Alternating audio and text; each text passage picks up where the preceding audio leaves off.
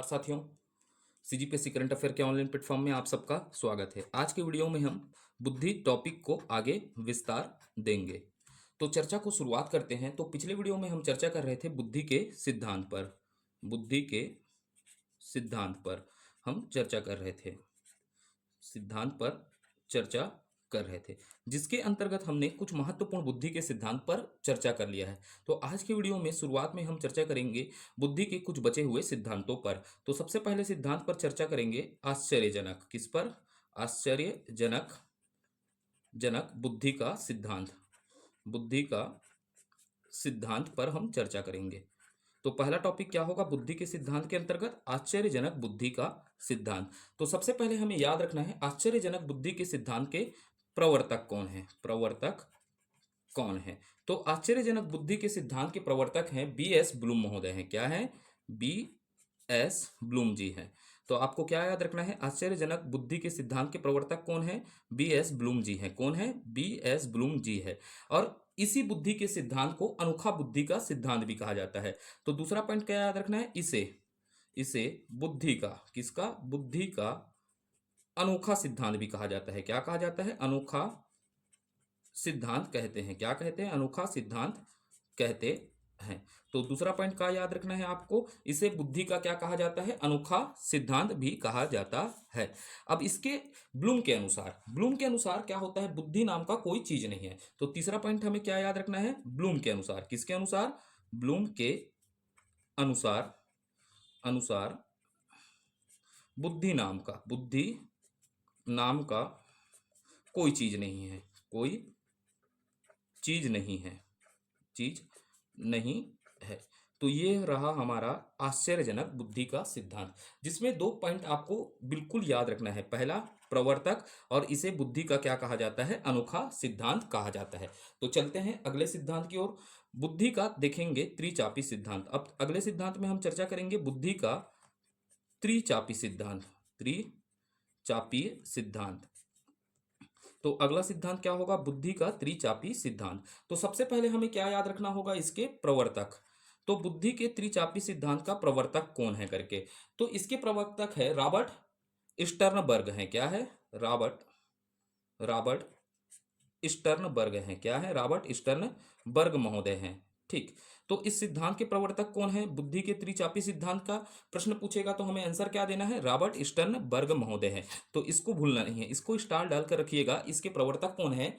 Robert Sternberg हैं। ठीक है। अब इनके एक किताब है, इसके बुक का नाम याद रखिएगा। किसके? रॉबर्ट स्टर्नबर्ग के बुक का नाम आपको याद रखना है। बियॉन्ड आईक्यू है। क्या है?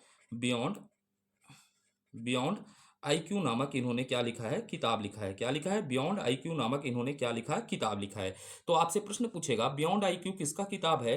तो रॉबर्ट स्टर्नबर्ग का किताब है। उसके बाद हमको क्या याद रखना है? स्टर्नबर्ग महोदय ने बुद्धि के 3 घटक बताए थे। कितने घटक बताए थे? 3 घटक बताए थे। इसलिए इसे बुद्धि का त्रिघटकी सिद्धांत भी कहते हैं। इसे बुद्धि का क्या कहा जाता है? त्रिघटकी सिद्धांत भी कहा जाता है। तो अगला पॉइंट हम याद रखेंगे यहां पर स्टर्नबर्ग। किसके आधार पर? स्टर्नबर्ग ने बुद्धि के 3 घटक बताए हैं। कितने? 3 घटक बताए हैं।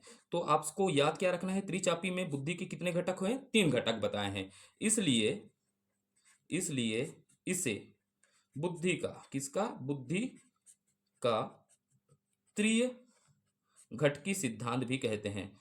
त्रिघटकी सिद्धांत भी कहते हैं। तो ये क्लियर हुआ। इसे त्रिघटकी सिद्धांत भी कहा जाता है। इसका अन्य नाम क्या हो जाएगा? त्रिघटकी सिद्धांत भी इसे कहा जाता है। तो चर्चा को और आगे बढ़ाते हैं और विस्तार देते हैं और देखने का प्रयास क्या करते हैं कि त्रिचापी सिद्धांत में बुद्धि के 3 घटक क्या हैं। तो अब क्या डालते हैं? इस सिद्धांत में बुद्धि के 3 घटक क्या हैं करके जानते हैं। बुद्धि के 3 घटक क्या हैं? 3 घटक क्या हैं? किस सिद्धांत के आधार पर? बुद्धि के त्रिचापी सिद्धांत के आधार पर बुद्धि के 3 घटक। किसके? बुद्धि के 3 घटक क्या हैं? घटक क्या हैं? तो सबसे पहले याद रखना है, इसके अंतर्गत बुद्धि का पहला घटक क्या होगा? विश्लेषणात्मक बुद्धि। कौन सा होगा? विश्लेषणात्मक बुद्धि होगा। इसका पहला घटक क्या है? बुद्धि का विश्लेषणात्मक बुद्धि, या इसी को क्या कहा जाता है? घटकी बुद्धि कहा जाता है। क्या कहा जाता है? घट की बुद्धि। तो पहला आपको याद क्या रखना है? विश्लेषणात्मक बुद्धि या घट की बुद्धि। फिर हमको याद रखना है दूसरा सृजनात्मक। क्या है? सृजनात्मक बुद्धि। क्या होगा? सृजनात्मक बुद्धि, या इसी को क्या कहा जाता है? अनुभाविक बुद्धि। क्या कहा जाता है? अनुभाविक बुद्धि कहा जाता है। उसके बाद तीसरा बुद्धि क्या होगा? व्यवहारिक बुद्धि होगा। कौन सा बुद्धि हो जाएगा? व्यवहारिक बुद्धि होगा। तो त्रिचापी सिद्धांत में बुद्धि के कितने घटक हैं? 3 घटक है। पहला घटक क्या हो जाएगा? विश्लेषणात्मक बुद्धि हो जाएगा। दूसरा कौन सा हो जाएगा? सृजनात्मक बुद्धि। तीसरा कौन सा हो जाएगा? व्यवहारिक बुद्धि। अब इसको क्यों याद रखना है? तो यहां से प्रश्न इस प्रकार के बनते हैं कि त्रिचापी सिद्धांत में बुद्धि के घटक निम्न में से कौन सा नहीं है। आपको 3 घटक दे देगा, ये तीनों घटक का नाम दे देगा, और चौथा एक और अन्य घटक लिख देगा, और आपको पहचानने बोलेगा त्रिचापी सिद्धांत के अनुसार बुद्धि का निम्न में से बुद्धि का कौन सा घटक नहीं है। तो हमें क्या याद रखना है? ये 3 पॉइंट को याद रखना है। इसको आईएमपी डाल कर रखिएगा। इस प्रकार के प्रश्न सीजी टेट के एग्जाम में पूछे गए हैं। तो पहला कौन सा होगा? विश्लेषणात्मक बुद्धि। दूसरा सृजनात्मक बुद्धि, और तीसरा क्या हो जाएगा? व्यवहारिक बुद्धि होगा। तो ये हो गया हमारा कौन सा हो गया? बुद्धि का त्रिचापी सिद्धांत। उसके बाद हमको क्या याद रखना है? अगला सिद्धांत पर चर्चा करते हैं। किस पर? अगला सिद्धांत पर, पदानुक्रमिक। क्या कह रहा हूं? पदानुक्रमिक, या इसी को क्या कहते हैं? क्रमिक महत्व। क्रमिक महत्व का सिद्धांत, पदानुक्रमिक या क्रमिक महत्व का सिद्धांत। तो इसमें सबसे पहले हमको क्या याद रखना है? प्रवर्तक। सीधा आपसे प्रश्न पूछेगा पदानुक्रमिक या क्रमिक महत्व के सिद्धांत का प्रवर्तक कौन है? तो इसके प्रवर्तक है बर्ट तथा बर्नर। बर्ट और बर्नर महोदय ने इसका क्या किया है? प्रवर्तक है। इस सिद्धांत के प्रवर्तक कौन है? बर्ट तथा बर्नर हैं करके याद रखिएगा। तो यहां पर क्या होता है? इसमें एक नोट डालिएगा, बहुत इंपॉर्टेंट है, ये नोट करके रखिएगा, इसको नोट करके रखिएगा। तो बुद्धि की तुलना यहां पर किससे की गई है? पिरामिड के द्वारा बुद्धि को क्या किया गया है? प्रदर्शित किया गया है। तो यहां पर आपको क्या याद रखना है? बुद्धि की तुलना। बुद्धि की तुलना, तुलना पिरा पिरामिड के द्वारा दर्शाया गया है। दर्शाया गया है। तो आपसे प्रश्न पूछेगा किस बुद्धि के सिद्धांत को पिरामिड के द्वारा दर्शाया जाता है? तो आंसर क्या होगा? पदानुक्रमिक सिद्धांत को किसके द्वारा? पिरामिड के द्वारा दर्शाया गया है करके। तो ये क्लियर हुआ। इतना ही याद रखेंगे, ज्यादा पढ़ना नहीं है, हमारे को सिलेबस के अनुसार पढ़ना है हॉस्टल वार्डन के लिए, ठीक है। तो यहां पर आपको क्या याद रखना है? इसके प्रवर्तक, आईएमपी डालकर रख लीजिएगा, इसके प्रवर्तक को याद रखिएगा। और इसे किसके द्वारा प्रदर्शित किया गया है? पिरामिड के द्वारा प्रदर्शित किया गया है, ठीक है। तो अब चलते हैं अगला सिद्धांत पर चलते हैं, का तथा खा का सिद्धांत। किसका?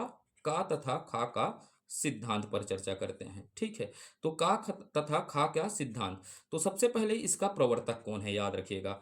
तो यहां से पूछेगा का खा का सिद्धांत का प्रवर्तक कौन है? तो हैब महोदय हैं। कौन है? हैब महोदय हैं। इन्होंने बुद्धि को का और खा के सिद्धांत के रूप में प्रदर्शित किया। कौन है? हैब महोदय। तो यहां पर आपको याद रखना है का क्या है बताइएगा? जन्मजात बुद्धि होता है, जन्मजात क्षमता होता है। कैसा क्षमता होता है? जन्मजात क्षमता होता है। बुद्धि का कैसे क्षमता होता है? जन्मजात क्षमता बताते हैं। और दूसरा पॉइंट आप याद रखिएगा, खा क्या है बताइएगा? अर्जित है। क्या है? अर्जित बुद्धि का क्षमता होता है। बुद्धि का अर्जित क्षमता को किसके रूप में प्रदर्शित किया? खा के रूप में प्रदर्शित किया। तो का खा के सिद्धांत के प्रतिपादक कौन है करके याद रखिएगा, ये आईएमपी है आपके लिए। तो ये है हैब महोदय है। कौन है?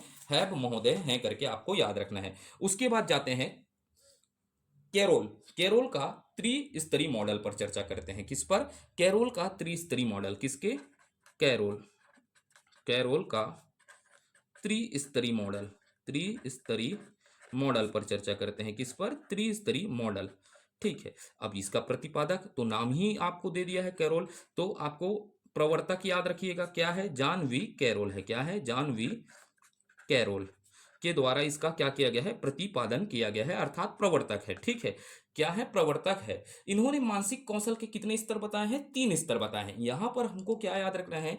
इन्होंने मानसिक कौशल के, किसके? मानसिक कौशल का, अर्थात बुद्धि कौशल का, मानसिक कौशल का, ठीक है। थोड़ा पेन फ्रेट चल रहा है। मानसिक कौशल का, इसको बदल देता हूं। किसका? मानसिक कौशल का। मानसिक कौशल का, कौशल का कितना स्तर बताया है? कि 3 स्तर बताए हैं, 3 स्तर बताए हैं, ठीक है। तो यहां पर हमको बस सीधा याद रखना है, कैरोल के अनुसार मानसिक कौशल के कितने स्तर हैं? 3 स्तर हैं। और 3 स्तर का नाम क्यों याद रखना पड़ेगा कि निम्न में से 3 ऑप्शन दे देगा। निम्न में से त्रिस्तरीय मॉडल अर्थात कैरोल के मॉडल का कौन सा मानसिक कौशल में शामिल है या नहीं है करके, इसीलिए क्या है सामान्य बोले। सामान्य बताया, एक सामान्य स्तर बताया, उसके बाद क्या बताया? विस्तृत स्तर बताया। क्या बताया है? विस्तृत स्तर। उसके बाद संकरणीय, क्या बताया है? संकरणीय स्तर बताया है। तो बुद्धि मानसिक कौशल के कितने स्तर बताया? 3 स्तर। पहला हो जाएगा सामान्य स्तर, उसके बाद होगा विस्तृत स्तर, और तीसरा कौन सा हो जाएगा? संकरणीय स्तर है करके। तो इतना ही याद रखते हैं। कोरेल कोरेल के त्रिस्तरीय मॉडल किसके प्रवर्तक कौन है? जॉन वी कोरेल है। ठीक है, इसको तो सीधा डायरेक्ट जान जाएंगे। ठीक, अब उसके बाद आपके लिए एक होमवर्क है। लेवल 1, क्या बोल रहा हूं? लेवल 1 व लेवल 2 बुद्धि का सिद्धांत। बुद्धि का सिद्धांत। लेवल 1 और लेवल 2 बुद्धि के सिद्धांत के प्रवर्तक प्रवर्तक या प्रतिपादक का आपको नाम बताना है। क्या बताना है? प्रवर्तक या प्रतिपादक का क्या बताना है? आपको नाम बताना है। ठीक है, कमेंट के माध्यम से इसको आप बताइएगा। ठीक है, तो हम यहां पर इसको संक्षिप्त रूप में चर्चा करने का प्रयास कर रहे हैं, कुछ बचे हुए सिद्धांतों को।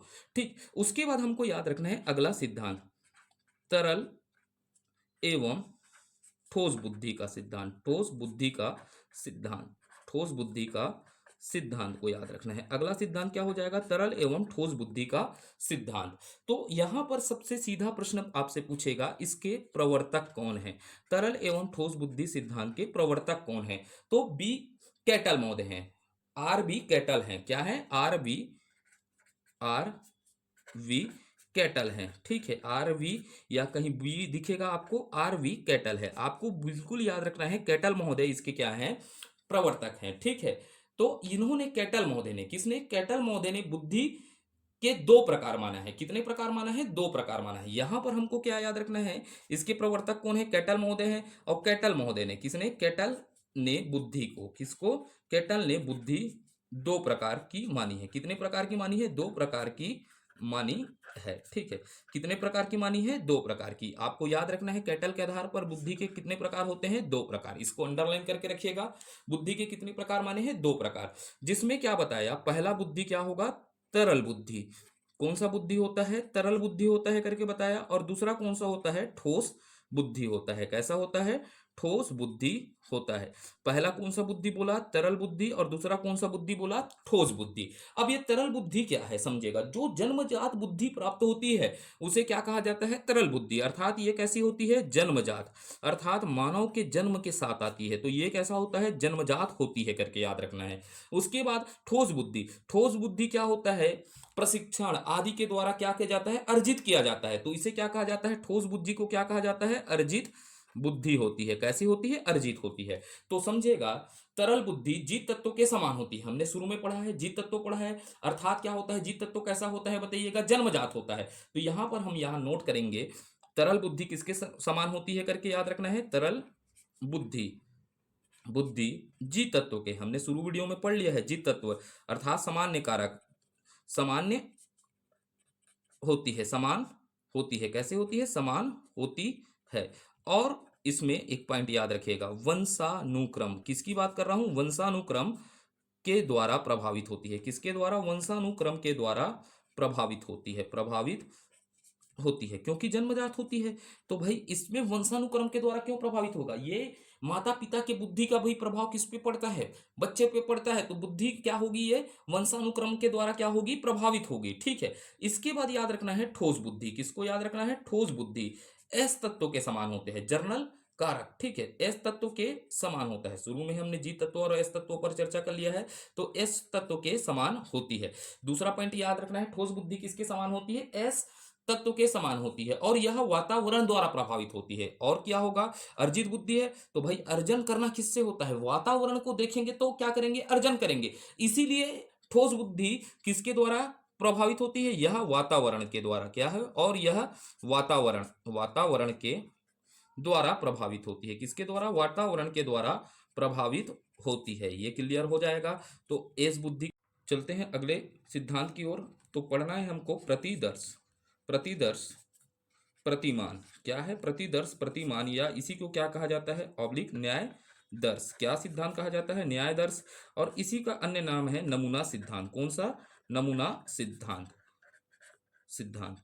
तो हमको जानना है प्रतिदर्श, प्रतिमान, न्यायदर्श या नमूना सिद्धांत के प्रतिपादक कौन है। सबसे पहले क्या प्रश्न पूछ सकता है? इसके प्रतिपादक या प्रवर्तक। किससे प्रश्न पूछता है? प्रतिपादक या प्रवर्तक कौन है? तो इसके प्रतिपादक और प्रवर्तक है जे जे थॉमसन। कौन है? जे जे थॉमसन।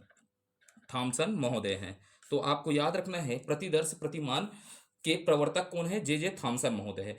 इनके अनुसार, इस सिद्धांत के अनुसार यह कहते हैं कि सभी मानसिक योग्यताओं में से, जितने प्रकार की मानसिक योग्यता है उनमें से थोड़ा थोड़ा नमूना लेकर एक नवीन योग्यता बनाना है। तो ये क्या कहते हैं इस सिद्धांत में? बताते हैं सभी मानसिक योग्यता से। किससे? सभी मानसिक योग्यता से।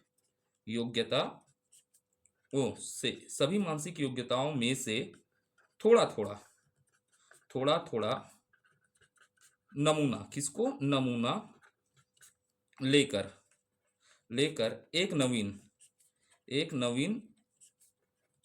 योग्यता बनाना है, बनाना है। यह सिद्धांत बताता है। अर्थात व्यक्ति की योग्यताओं में से, मानसिक योग्यताओं में से थोड़ा थोड़ा नमूना लेकर एक नवीन योग्यता बनाने की बात यह सिद्धांत बताती है। तो ये हो गया हमारा प्रतिदर्श प्रतिमान सिद्धांत के। इसमें क्या याद रखना है? इसके प्रवर्तक का नाम आपको याद रखना है। ठीक है, किसका नाम याद रखना है? प्रवर्तक। प्रवर्तक कौन है? जे जे थॉमसन। ठीक, तो चलते हैं अगले सिद्धांत की ओर। यह सिद्धांत का नाम है त्रितत्व। क्या है? त्रितत्व का सिद्धांत। ठीक है, तो अगला सिद्धांत क्या है? त्रितत्व का सिद्धांत। तो सबसे पहले क्या देखते हैं? प्रतिपादन किसने किया? तो त्रितत्व सिद्धांत का प्रतिपादन स्पीयरमैन ने किया था। किसने किया था? स्पीयरमैन ने किया था। तो हमें पता है स्पीयरमैन ने एक और सिद्धांत दिया था। कौन सा? द्वितत्व सिद्धांत दिया था। उसी द्वितत्व में सिद्धांत में संशोधन करते हुए इन्होंने क्या बनाया? एक नया सिद्धांत निकाला जिसका नाम क्या है? त्रितत्व सिद्धांत है। और इस त्रितत्व सिद्धांत में बुद्धि के कितने तत्व होंगे? बुद्धि के कितने तत्व बताए इन्होंने? 3 तत्वों से बताए हैं। तो ये त्रितत्व सिद्धांत में बुद्धि के इन्होंने क्या बताया? त्रितत्व बताया। तो पहले से इन्होंने 2 तत्व तो बता दिया था। किसमें? द्वितत्व सिद्धांत में 2 तत्वों का वर्णन कर लिया था। तो पहला द्वितत्व सिद्धांत में क्या बताया था? सामान्य कारक। बुद्धि का एक कौन सा कारक होता है? सामान्य कारक। इसको क्या कहते हैं? जर्नल फैक्टर कहते हैं। इसे हम पढ़ चुके हैं। द्वितत्व सिद्धांत में एक और सिद्धांत बताया था, एक तत्व बताया था बुद्धि का। क्या बताया था? विशिष्ट तत्व बताया था। क्या बताया था? विशिष्ट कारक बताया था। और विशिष्ट कारक को क्या बोलते हैं? स्पेशल फैक्टर कहते हैं। अब उसी सिद्धांत में, द्वितत्व सिद्धांतों में संशोधन करते हुए बुद्धि का एक नवीन तत्व डाला। क्या डाला? बुद्धि का एक नवीन तत्व डाला, जिसे कौन सा तत्व कहा गया? सामूहिक तत्व कहा गया। क्या कहा गया? सामूहिक तत्व या कारक कहा गया। ठीक है, तो इसे क्या कहा गया? सामूहिक कारक कहा गया। कौन सा कारक कहा गया? सामूहिक कारक। तो त्रितत्व सिद्धांत में बुद्धि के कितने तत्व हो गए? 3 तत्व। पहला कौन सा हो गया? सामान्य कारक। दूसरा कौन सा हो गया? विशिष्ट कारक। और तीसरा कौन सा हो गया? सामूहिक कारक हो गया। ठीक है, तो ये 3 तत्व होंगे। बुद्धि के कितने तत्व हो गए? 3 तत्व। अब समझते हैं तीसरा तत्व कैसा होगा करके। तो स्पेयरमैन ने, किसने? स्पेयरमैन ने द्वितत्व सिद्धांत में क्या बताया था? एक क्या होता है? जर्नल फैक्टर होता है। क्या होता है? जर्नल फैक्टर अर्थात सामान्य कारक। सामान्य कारक को क्या बताया था? जन्मजात होता है। कैसा होता है? जन्मजात होता है। ठीक है, जो ये सामान्य कारक होता है बुद्धि का, वो कैसा होता है? जन्मजात होता है। उसके बाद क्या होता है? दूसरा कारक कौन सा होता है करके बताए थे? Special factor. स्पेशल फैक्टर कैसे होता है? अर्जित कारक होता है। कौन सा कारक होता है? अर्जित कारक होता है करके ये द्वितत्व सिद्धांत में बताया। अब इसमें एक नवीन विचारधारा बताया। तो ये समझेगा, ये दोनों चीजों को क्या कर रहा है? ये जहां मैं हरा रंग में दिख रहा हूं, ये क्या हो रहा है? जुड़ रहा है। ठीक है, क्या कर रहा है? दोनों चीजों को क्या कर रहा है? जोड़ रहा है। तो यहां पर क्या बोलते हैं? जो दोनों को आपस में जोड़ रहा है, जोड़ कर रखता है। जो दोनों को आपस में जोड़कर रखता है। किसको? जी फैक्टर और एस फैक्टर को आपस में जोड़कर रखता है, उसे क्या कहते हैं? सामूहिक कारक कहते हैं। उसी को क्या कहते हैं? सामूहिक कारक कहा जाता है। कौन सा कारक कहा जाता है? सामूहिक कारक कहते हैं। ठीक है, तो यहां पर स्पेयरमैन साहब बताते हैं, जहां पर जी फैक्टर और एस फैक्टर आपस में मिलते हैं या जोड़ कर रखता है, उस कारक को कौन सा कारक कहा जाता है? सामूहिक कारक कहा जाता है। तो भाई जी फैक्टर में क्या तत्व है? जन्मजात तत्व है। एस फैक्टर में क्या है? अर्जित प्रक्रिया से हासिल होता है। तो बताइएगा सामूहिक कारक में किसके किसके लक्षण पाए जाएंगे? तो सामूहिक कारक में कुछ भाग, क्या बोल सकते हैं? कुछ भाग। सामूहिक कारक में कुछ भाग क्या हो जाएगा भैया? किसका आएगा? जी फैक्टर का आएगा। तो कुछ भाग कैसा हो जाएगा? जन्मजात पाया जाएगा। कैसा पाया जाएगा? जन्मजात पाया जाएगा। और इसी क्या होगा? किसमें? सामूहिक कारक में, किसके अंतर्गत, सामूहिक कारक के अंतर्गत कुछ फैक्टर किसका आएगा, एस कारक का आएगा, किसका आएगा, एस कारक का, अर्थात कुछ भाग फिर क्या आएगा, एस कारक का आएगा। तो एस कारक कैसा है बताइएगा, अर्जित का है, अर्जित किया जाता है, तो कुछ भाग किसका होगा, अर्जित भाग होगा। तो सामूहिक कारक दो तत्वों की प्रधानता होगी, किसकी, दो तत्वों से मिलकर बनेगा, जी फैक्टर से भी रहेगा उसका कुछ अंश, और किसका रहेगा, एस फैक्टर, तो एस फैक्टर का होगा। तो यहां पर क्या होगा, कुछ भाग जन्मजात होगा और कुछ भाग क्या होगा, अर्जित होगा। तो यही है क्या है हमारा सामूहिक कारक। कौन सा कारक है, सामूहिक कारक है। तो हमको समझना था द्वितत्व सिद्धांत, तो हमको इसमें याद क्या रखना है, प्रतिपादक, किसको याद रखना है, प्रतिपादक, स्पेयर में नहीं, इसको भूलना ही नहीं है। इसके बुद्धि के तत्व कितने बताए, तीन तत्व। पहला कौन सा हो जाएगा, सामान्य कारक, विशिष्ट कारक, उसके बाद समूह कारक। समूह कारक, समूह कारक क्या है, एस फैक्टर और जी फैक्टर को जोड़कर रखता है, उसे कौन सा कारक कहा जाता है, समूह कारक। समूह कारक में कुछ भाग कैसे होगा, जन्मजात होगा, और कुछ भाग क्यों होगा, अर्जित होगा, क्योंकि इन दोनों के तत्व आपस में जोड़ते हैं। तो कुछ तत्व किसके आ जाएंगे, समूह का उसके आ जाएंगे अपने सामान्य कारक के, और कुछ तत्व किसके आ जाएंगे, समझिएगा, विशिष्ट कारक के। तो यहां पर क्या होगा, कुछ भाग कैसा हो जाएगा, जन्मजात होगा, और कुछ भाग क्या हो जाएगा, अर्जित होगा। तो अब हमारा ये पूरा बुद्धि का सिद्धांत क्या होता है, खत्म होता है। बुद्धि का सिद्धांत पूरे तरीके से हमारा समाप्त होता है। अब शुरुआत करेंगे अगले टॉपिक में, बुद्धि का मापन। किस पर शुरुआत करेंगे, बुद्धि का मापन पर देखेंगे। तो आपके मन में एक प्रश्न बन रहा होगा कि सर इतने सिद्धांत है, इतने सिद्धांतों को इतने गहराई से पढ़ना है क्या, किससे गहराई से पढ़ना है क्या। आपके मन में बहुत सारे प्रश्न आते हैं, मेरे मन में भी आता है जब मैं पढ़ाता हूं, तो क्या ज्यादा हो रहा है, क्या कम हो रहा है। तो उससे पहले मैं क्या करता हूं, हमेशा मेरी एक आदत रही है कि मैं प्रीवियस ईयर, किसको, प्रीवियस ईयर पेपरों को क्या करता हूं, अच्छे से देखता हूं किस तरह के प्रश्न पूछे गए हैं। और प्रीवियस ईयर प्रश्न किसके, छत्तीसगढ़ के। कहाँ के, छत्तीसगढ़ के, क्योंकि हमको पेपर कहाँ दिलाना है, छत्तीसगढ़ में। तो छत्तीसगढ़ में पेपर क्या है था, ये किसका सिलेबस है बताइएगा, शिक्षक भर्ती, किसका, शिक्षक भर्ती का सिलेबस है, टेट का सिलेबस है, किसका, टेट का। तो यहाँ के प्रश्नों को देखना पड़ता है हमको, राष्ट्रीय लेवल के प्रश्न नहीं देखना है कि शिक्षक भर्ती में किस प्रकार पूछे गए, टेट में किस प्रकार पूछे गए, बीएड के जो प्रवेश पत्र होते हैं उनमें किस प्रकार के बुद्धि टॉपिक से क्या पूछे गए हैं, प्रश्न पूछे गए हैं। इन पर देख कर हमको क्या करना पड़ता है, तैयारी करना पड़ता है, क्योंकि हम छत्तीसगढ़ की एग्जाम दिलाएंगे। और इस परीक्षा को कौन लेगा, व्यापम लेगा। तो व्यापम क्या करता है, व्यापम की एक खासियत है, वो प्रीवियस ईयर पेपरों के आधार पर ही क्या करता है, तैयार करता है। तो ये प्रीवियस ईयर पेपर उनको कहां से मिलेगा, शिक्षक भर्ती में आए हुए प्रश्नों के आधार पर तैयार करेंगे, या तो टेट के पेपरों के आधार पर करेंगे, या बीएड के पेपर पे। तो आप एक बार देखिएगा किस तरह के प्रश्न पूछते हैं, समझिएगा। आप ये बोलते हैं दूसरे जगह आप प्लेटफॉर्म में देखते होंगे, दूसरे यूट्यूब में देखते होंगे, ठीक है, छत्तीसगढ़ के, तो वो सीधा सीधा एक क्लास में इस वीडियो को क्या कर देते हैं, खत्म कर देते हैं, और उनके बाद भी ये कहते हैं, कॉन्फिडेंस से कहते हैं, इससे बाहर कुछ नहीं आएगा।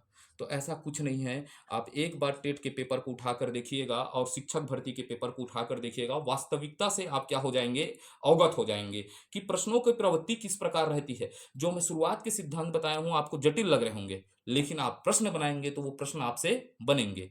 ठीक है, तो चलते हैं आगे की ओर।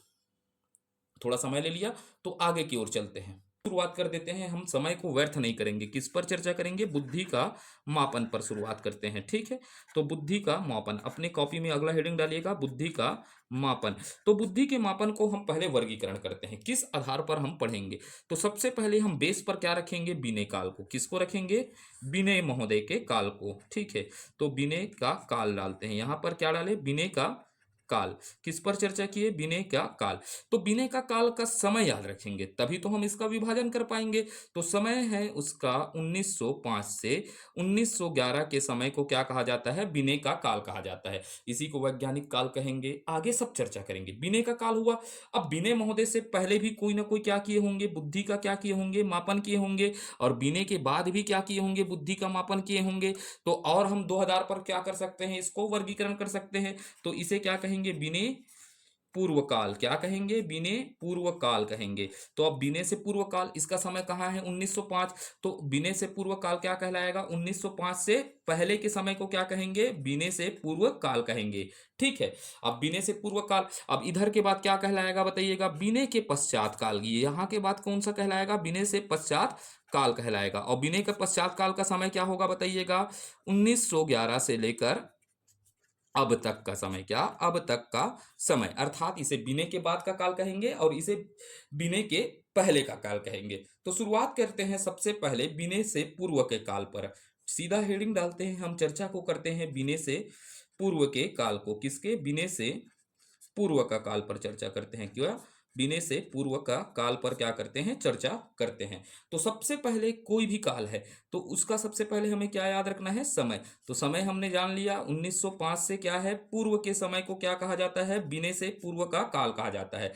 अब इसका अन्य नाम देख लेते हैं, इसे क्या अन्य नाम से जाना जाता है? ठीक है, अन्य नाम क्या कहा जाता है? अवैज्ञानिक काल कहा जाता है। क्या कहा जाता है? अवैज्ञानिक काल कहा जाता है। और क्यों कहा जाता है अवैज्ञानिक काल? क्योंकि इन्होंने मानव की बुद्धि का परीक्षण किसका? शारीरिक रचना के आधार पर किया। किस रचना के आधार पर? शारीरिक।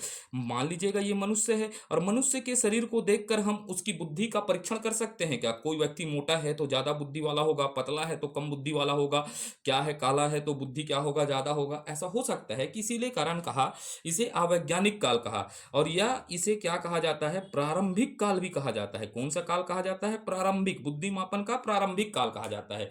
क्लियर हुआ? अब यहां पर हमको याद रखना है इस काल के मनोवैज्ञानिक का नाम याद रखना है, इस काल के मनोवैज्ञानिक। ठीक है, मनोवैज्ञानिक को का नाम याद रखना है। इस काल में कौन कौन मनोवैज्ञानिक शामिल होते हैं? ठीक है, तो इस काल में सबसे पहले होते हैं लेवेस्टर।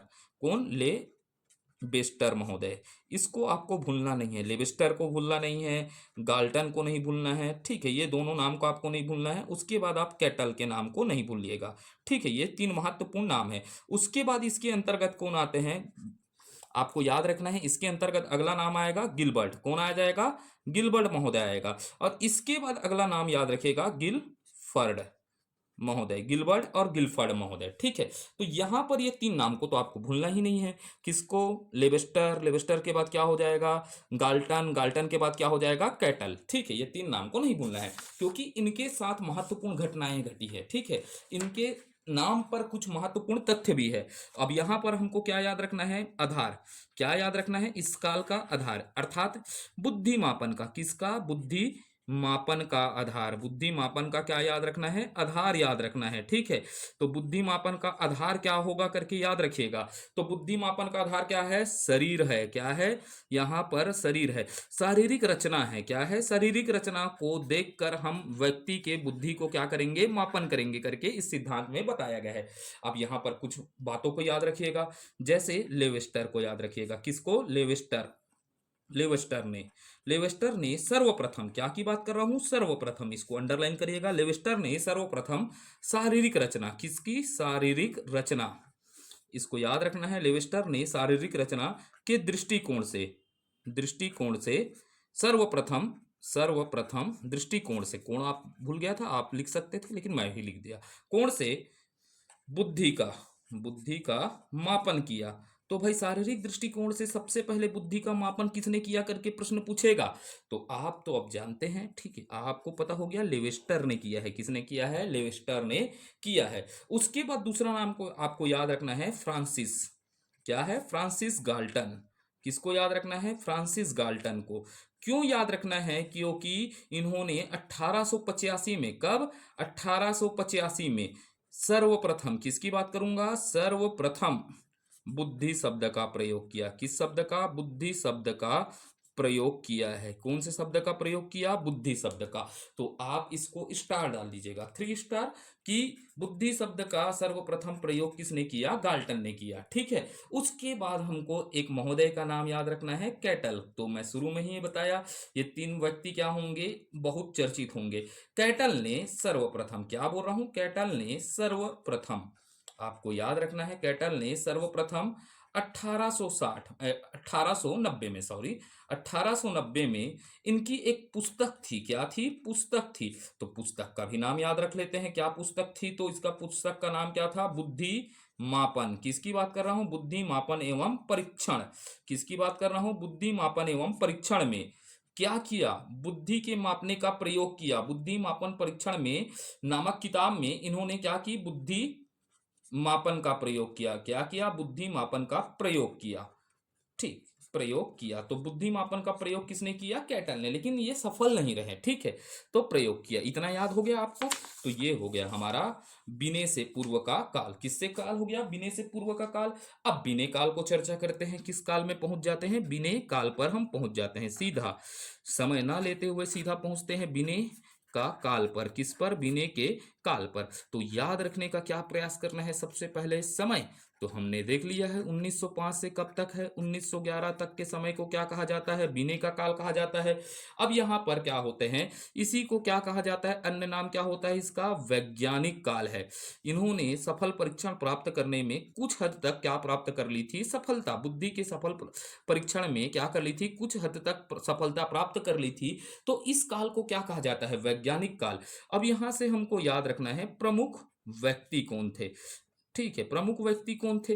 तो भैया इसका नाम ही बिने है, तो क्या है इसके प्रवर्तक कौन हो जाएंगे? अल्फ्रेड बिने। तो प्रमुख व्यक्ति कौन हो जाएंगे? अल्फ्रेड बिने हैं। ठीक है, कौन है? अल्फ्रेड बिने हैं। अब ये निवासी कहाँ के हैं? कहानी के लिए ये काम आएगा, हमारे आगे की कहानी को समझने के लिए। तो ये निवासी फ्रांस के थे। कहाँ के निवासी थे? फ्रांस के थे। अब बिने अकेला तो काम नहीं करेगा, तो अकेला काम नहीं करेगा तो इसका कोई ना कोई सहयोगी है। जैसे आप कोई ना कोई कर्म कांड करते हो तो आपके कोई ना कोई सहयोगी होते हैं, तो इसके भी सहयोगी थे। कौन थे? साइमन थे। क्या थे? साइमन थे करके क्लियर हो गया। इसके सहयोगी कौन थे? साइमन थे। अब थोड़ा एक स्टोरी को समझेगा तो आगे की पूरी घटनाएं आपके लिए आसान हो जाएगी। कहानी समझते हैं। तो ये फ्रांस था। कहाँ के थे? फ्रांस के में एक क्या था? शहर है, जानते हैं, पेरिस है। ठीक है, प्लास्टर ऑफ पेरिस नहीं, पेरिस है। ठीक है, तो शहर है पेरिस, शहर है पेरिस। शहर में क्या है? स्कूल था। क्या था? स्कूल था। अब ये स्कूल था तो ये स्कूल क्या था? नियंत्रण में था। कहानी को नरेट करिएगा। नियंत्रण में था। नियंत्रण किसके थे? फ्रांस की नगर पालिका के। किसके? फ्रांस के नगर पालिका के नियंत्रण में था। और नगर पालिका के नियंत्रण में था। तो इस समय क्या हुआ? रिजल्ट खराब हो गया। किसका रिजल्ट? स्कूल का रिजल्ट क्या आया? खराब आया। तो खराब आया तो भाई किसके नियंत्रण में था? फ्रांस के नगर पालिका के नियंत्रण में था। तो फ्रांस के नगर पालिका ने क्या कहा कि स्कूल के रिजल्ट को जानने के लिए, स्कूल के रिजल्ट को, किसको समझेगा? रिजल्ट के निम्न कारण को जानने के लिए, निम्न कारण को जानने के लिए क्या बनाएगा? जानने के लिए हमेशा क्या बनता है? कोई चीजों को जानना है, ठीक है, उसका कारण खोजना है, तो क्या बनता है? कमेटी का निर्माण हुआ। किसका निर्माण हुआ? कमेटी बनाया गया। अब कमेटी बनाया गया तो कमेटी किसके लिए बनाया गया? रिजल्ट के निम्न कारण के लिए, बच्चों के रिजल्ट के निम्न कारण के लिए बनाया गया। तो अध्यक्ष भी तो होगा कमेटी का। अब अध्यक्ष कौन होंगे? बिने होंगे। कौन है? बिने हैं। अब बिने के साथ क्या होगा? पिछलगुआ कौन है? साइमन है। तो सहयोगी कौन हो जाएगा? साइमन। पिछोलगुआ कहेंगे नहीं, इसी को पीछे पीछे चलिए। बिने आप आगे आगे, हम चलते हैं आपके पीछे पीछे। बिने थे। अब इन्होंने क्या किया? कारण जानने के लिए, अब बिने और ये साइमन क्या करेंगे? कारण जानने के लिए क्या करेंगे? कारण जानने के लिए, जानने के लिए क्या किए? परीक्षण किया। क्या किया? परीक्षण किया। अब परीक्षण किया है भाई, बच्चों को टटोला है। ते काबर नहीं पढ़ा था लड़का कह के, है ना? ठीक है, वैसे बोला होंगे उन लोग, क्यों नहीं पढ़ पा रहे हो, समझने में क्या कमी है, कि खाना नहीं मिल रहा है, कि आपको मार नहीं पड़ रहा है, करके परीक्षण किया। अब परीक्षण करने के बाद इन्होंने जानकारी दी। क्या दी? जानकारी। किसको देगी? नगर पालिका को क्या किया? जानकारी प्रदान किया। क्या किया? जानकारी प्रदान किया। और जानकारी में कारण बताया। क्या बताया? कारण, कि भाई बच्चों का फेल होने का कारण क्या है? शिक्षण नहीं है, उनकी बुद्धि है, बच्चों की बुद्धि है। ठीक है, बच्चों का असफल होने के कारण क्या है? बच्चों की बुद्धि है। कई लड़का एकदम भोकवा किस्म के हैं करके बोला, तो भाई बुद्धि है करके बता दिया। ठीक है, अब यहीं से इन्होंने बुद्धि का परीक्षण किया। तो साइमन का बुद्धि ने परीक्षण किया। बिने और साइमन ने क्या किया? बुद्धि परीक्षण किया। बिने और साइमन ने किस पर? बिने और साइमन ने बुद्धि परीक्षण किया। किस पर किया होगा? तो लड़का लोग के स्कूल में गए थे, तो परीक्षण भी किस में करेंगे? लड़का लोग में। समय याद रखिएगा, बुद्धि परीक्षण का समय क्या होगा? बिने और साइमन का 1905 में इन्होंने क्या किया? परीक्षण किया। क्या किया? बुद्धि परीक्षण किया। तो सबसे पहला प्रश्न आपको दिमाग में बनाना है, तो परीक्षण किसके लिए? तो दिमाग में सोचो ना, परीक्षण किसके लिए? रटना नहीं है, ठीक है। परीक्षण किसके लिए? तो आप कहानी को सुने हो, तो परीक्षण किसके लिए? बिने और साइमन का बुद्धि परीक्षण किसके लिए? तो बच्चों के लिए। और कैसे बच्चों के लिए? छोटे बच्चों के लिए। छोटा बच्चा है क्या? वही वाला कहानी, छोटे बच्चों के लिए किया। ठीक है, अब बुद्धि परीक्षण क्या किया, किसके लिए किया, छोटे बच्चों के लिए किया। तो अब कहाँ किया करके समझना है, अगला प्रश्न कहाँ आएगा, तो ये कहाँ के लिए था करके तो मन में पूछिएगा तो स्थान ही आपको पता चल जाएगा कहाँ के लिए। तो कहानी में हमने क्या सुना, फ्रांस के लिए, कहाँ के लिए, फ्रांस में हुआ। तो ये कहाँ हुआ, फ्रांस में हुआ। कहानी को नरेट करिए। अब भाई फ्रांस का लोग है तो ये तो जापानी, मराठी और हिंदी विंदी नहीं बोलेगा, ना तो छत्तीसगढ़ी बोलेगा। तो इसके परीक्षण का भाषा क्या था करके पूछेगा, तो फ्रेंच भाषा था। कौन सा भाषा था, फ्रेंच भाषा में परीक्षण किया। ठीक है, इन लोग क्या है, परीक्षण को किस भाषा में किया, फ्रेंच भाषा में किया। क्लियर रहेगा। अब आगे बढ़ते हैं फ्रेंच भाषा में। अब यहां से समझना है। ठीक है, ये बीने का परीक्षण, किसका, बीने का परीक्षण, बीने साइमन का परीक्षण, किसका, साइमन का परीक्षण।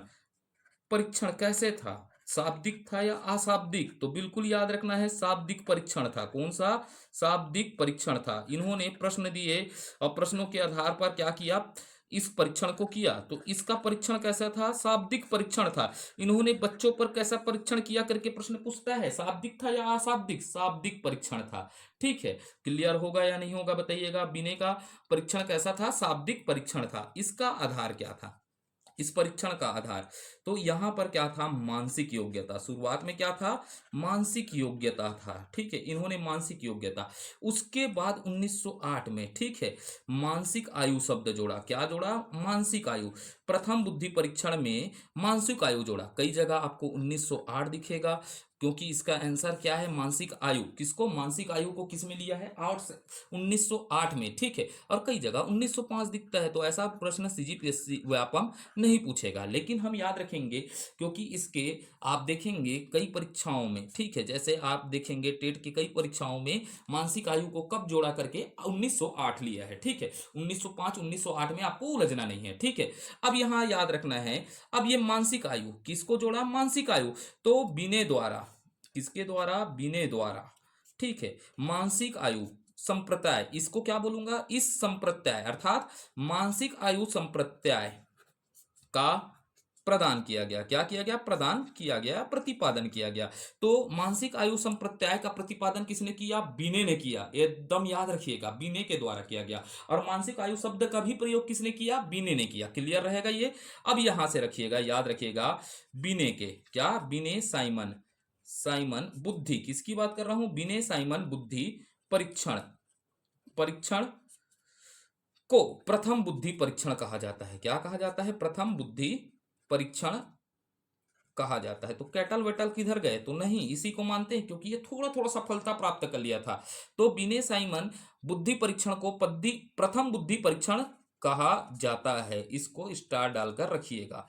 ठीक है, तो बिने साइमन बुद्धि परीक्षण को क्या कहा जाता है, प्रथम बुद्धि परीक्षण कहा जाता है। या क्या कहा जाता है, सफल बुद्धि परीक्षण। कौन सा बुद्धि परीक्षण, बुद्धि का सफल परीक्षण भी कहा जाता है, सफल परीक्षण। ठीक है, और इसी को क्या कहते हैं, बुद्धि का वैज्ञानिक परीक्षण, बुद्धि का वैज्ञानिक परीक्षण, बुद्धि भाषा का वैज्ञानिक परीक्षण, वैज्ञानिक परीक्षण भी कहा जाता है। ठीक है, ये हो गया हमारे पास पॉइंट, कुछ तथ्य। और थोड़े से तथ्यों को और समझने का क्या करते हैं, प्रयास करते हैं। ठीक है, तो अब यहां पर यह परीक्षण, ठीक है, कई जगह अलग अलग दिखेगा, लेकिन थोड़ा सा याद रख लीजिएगा। लेकिन यहां से प्रश्न, संभावना नहीं है, लेकिन हम याद करने का कोशिश कर लेते हैं। ठीक है, क्यों, क्योंकि इसमें संशोधन होकर आयु में क्या हुआ है, परिवर्तन हुआ है। तो यहां पर क्या हो लिख लेते हैं, यह परीक्षण 13 से 14 वर्ष के बालकों के लिए था। 13 से 14 वर्ष के बालकों के लिए था, किसके लिए, बालकों के लिए था। ठीक है, ये संशोधन के माध्यम से परिवर्तन होते रहेगा। तो हमको इस पर नहीं फंसना है, ना चाहे तो आप इसको याद ना करें, लेकिन हमको क्या है, इसमें लिखा रहता है किताबों में कि यह परीक्षण 13 से 14 वर्षों के लिए हुआ। ठीक है, अब ये परीक्षण कैसे हुआ, कि बालक है, ठीक है, ये बालक है, तो बालक को क्या किया गया है, प्रश्न दिया गया। तो प्रश्नों के माध्यम से क्या क्या दिया गया, चौथी के पांचवी के बच्चों को प्रश्न दिया गया। तो इस परीक्षण में आरंभ में प्रश्नों की संख्या कितनी थी, 30 थी। ये याद करने की जरूरत है क्या, कि भाई इस परीक्षण में पहले क्या थी, प्रश्नों की संख्या 30 थी। ठीक, मैं बता देता हूं, लेकिन आप याद करना चाहें तब, है ना। इस परीक्षण में प्रारंभ में प्रश्नों की संख्या क्या थी, 30 थी। लेकिन इसे क्या किया गया, समय समय में क्या किया गया, परिवर्तन किया गया। तो हमको यहां पर यह याद रखना है, अगला पॉइंट है। ठीक है, ये आप चाहें तो आप लिख सकते हैं। इस प्रारंभ में प्रश्नों की संख्या 30 थी, लेकिन जरूरत नहीं है मेरे हिसाब से, है ना। तो यहां पर हमको क्या याद रखना है, बिने साइमन। ठीक है, बिने साइमन बुद्धि परीक्षण में, किसमें, बुद्धि में, बुद्धि परीक्षण में। ठीक है, परीक्षण में संशोधन अर्थात प्रथम संशोधन, है ना, इसको याद रखिएगा। कब हुआ, 1908 में हुआ। क्या हुआ, बिने साइमन में साइमन बुद्धि परीक्षण में क्या हुआ, प्रथम संशोधन हुआ। कब हुआ, 1908 में। इसको याद रखिएगा, दो संशोधन है। और इसी संशोधन में क्या होगा, इसी संशोधन में क्या कर दिया गया, मानसिक आयु, क्या है, मानसिक आयु शब्द जोड़ा गया। ठीक है, मानसिक आयु शब्द जोड़ा गया, इसी परीक्षण में मानसिक आयु शब्द जोड़ा गया। तो मानसिक आयु शब्द कब जोड़ा गया, 1908। लेकिन कई विचारकों की किताबों में आपको 1905 भी दिखेगा, तो ये थोड़ा सा डिस्प्यूट वाला क्वेश्चन हो जाएगा। लेकिन मानसिक आयु क्या है बताइएगा, बुद्धि मापन का आधार है, बिने और साइमन परीक्षण का। लेकिन इसका आंसर क्या लिया है, 1908 लिया है। कई पेपरों में आया है, तो मानसिक आयु शब्द को कब जोड़ा गया, 1908 लिया है। ठीक है, तो यहां पर आपको स्वविवेक और प्रश्नों की प्रवृत्ति के साथ आंसर लेना है। तो बिने और साइमन परीक्षण में प्रथम संशोधन में मानसिक आयु शब्द कब जोड़ा गया, 1908, इसको लिया गया है आंसर। ठीक है, और कई जगह आपको 1905 भी दिखेगा, तो लड़ेंगे मत, तो मैं दोनों को रख दिया हूं वहां पर। ठीक है, अब इसके बाद आपको छोटा सा पॉइंट और याद रखना है, फिर ये टॉपिक खत्म हो जाएगा। बिने साइमन बुद्धि का द्वितीय संशोधन, क्या पूछेगा, द्वितीय संशोधन कब हुआ। तो द्वितीय संशोधन हुआ 1911 में। कब, 1911 में। ठीक है, अब इस संस में क्या किया गया कि जो 30 प्रश्न थे उसको बदलकर कितना कर दिया गया, 59। तो हमें यह याद नहीं रखना है, प्रश्न वश्न को तो याद नहीं रखना है, बस क्या याद रखना है, बिने साइमन संशोधन, द्वितीय संशोधन कब हुआ, 1911 में हुआ। ठीक है, अब यहां से एक प्रश्न और बनता है। ठीक है, इस परीक्षण का, ठीक है, जो परीक्षण हुआ था, इस परीक्षण का प्रथम प्रथम अंग्रेजी अनुवाद, ठीक है, अंग्रेजी अनुवाद अनुवाद किसने किया, गोडार्ड, किसने, गोडार्ड ने किया। तो आज के वीडियो में हम इतना ही रखते हैं। कल से पढ़ेंगे बिने पश्चात काल अर्थात आधुनिक काल पर चर्चा करेंगे। तो हमारा ये तीसरा वीडियो है, और हमारा प्रयास रहेगा चौथे वीडियो में बुद्धि को हम पूरे तरीका से समाप्त कर दे, और बुद्धि को समाप्त करके हम चालू करें व्यक्तित्व पर। किस पर चर्चा करें, व्यक्तित्व या अन्य टॉपिक पर चर्चा करें। आपको ये लग रहा होगा कि हम कुछ ज्यादा पढ़ रहे हैं क्या,